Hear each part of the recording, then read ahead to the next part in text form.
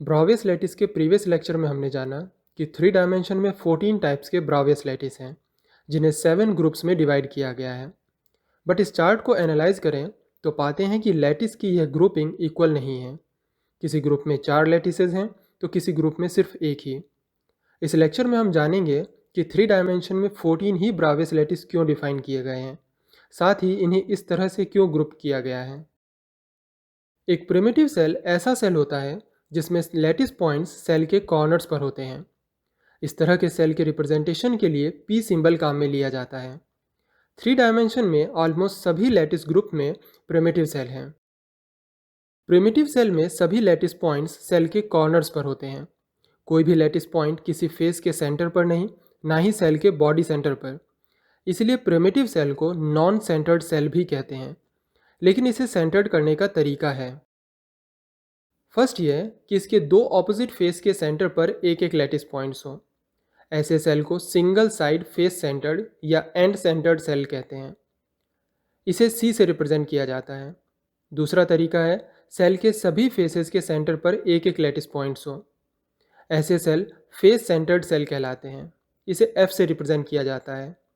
Last तरीका है cell के सेंटर में एक लैटिस पॉइंट का होना। ऐसे लैटिस बॉडी सेंटर्ड लैटिस कहलाते हैं। इसे आई से रिप्रेजेंट किया जाता है। यहाँ एक इम्पॉर्टेंट बात यह है कि ये तीनों सेंटर्ड सेल प्रिमिटिव नहीं हैं, क्योंकि इनमें नंबर ऑफ लैटिस पॉइंट्स का कंट्रीब्यूशन मोर देन 1 है। इसका मतलब किसी भी प्रिमिटिव लैटिस को सेंटर्ड करें तो सभी प्रिमिटिव सेल के कॉरेस्पॉन्डिंग 3 लैटिस और पॉसिबल होने चाहिए। मीन्स हर ग्रुप में 4 लैटिस होने चाहिए, एक प्रिमिटिव और 3 नॉन प्रिमिटिव। इस तरह 7 3 डायमेंशनल प्रिमिटिव लैटिस के कॉरेस्पॉन्डिंग टोटल 28 ब्रावियस लैटिस होने चाहिए।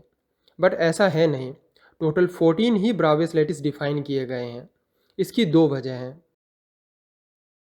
एक यह है कि इन 28 लैटिसेस में से कुछ लैटिस ऐसे हैं जो एक दूसरे के इक्विवेलेंट हैं, इसलिए उन्हें अलग से कंसीडर नहीं किया जाता है।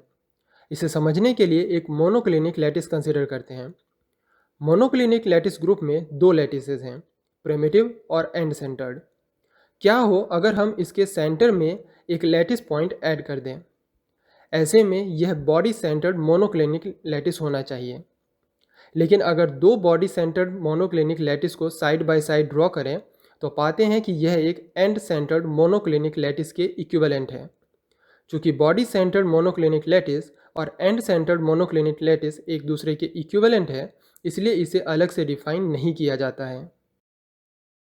दूसरा रीज़न है लैटिस की नॉन कंपैटिबल सिमेट्री। इसे एक क्यूबिक लैटिस से समझते हैं। एक क्यूबिक लैटिस ग्रुप में 3 लैटिसेस हैं, प्रिमिटिव, बॉडी सेंटर्ड और फेस सेंटर्ड। क्या हो अगर हम एक and centred cubic lattice imagine करें? चूँकि यह एक क्यूबिक लैटिस है, इसलिए इसके किसी भी 2 कॉन्सेक्यूटिव लैटिस पॉइंट्स के बीच का सेपरेशन ए है। एक एंड सेंटर्ड क्यूबिक लैटिस के दोनों फेस सेंटर्ड लैटिस पॉइंट्स भी ए डिस्टेंस से सेपरेटेड हैं, लेकिन इस लैटिस पॉइंट की फेस के कॉर्नर लैटिस पॉइंट से सेपरेशन ए नहीं है, बल्कि पाइथागोरस थ्योरम से यह √2/2a आती है, जो कि एक क्यूबिक लैटिस की सिमेट्री के नॉन कंपैटिबिलिटी को बताती है। इसलिए क्यूबिक लैटिस ग्रुप में एंड सेंटर्ड लैटिस एग्जिस्ट नहीं करता, क्योंकि अगर एक क्यूबिक लैटिस में and centre lattice points add कर दिया जाए तो अब यह यूनिट सेल क्यूबिक ही नहीं रहेगा। इन्हीं दोनों रीजंस की वजह से 28 लैटिसेस की जगह केवल 14 ब्रावियस लैटिस ही डिफाइन किए गए, जिन्हें 7 ग्रुप्स में इस तरह डिवाइड किया गया कि वो सिमेट्री को फॉलो करें।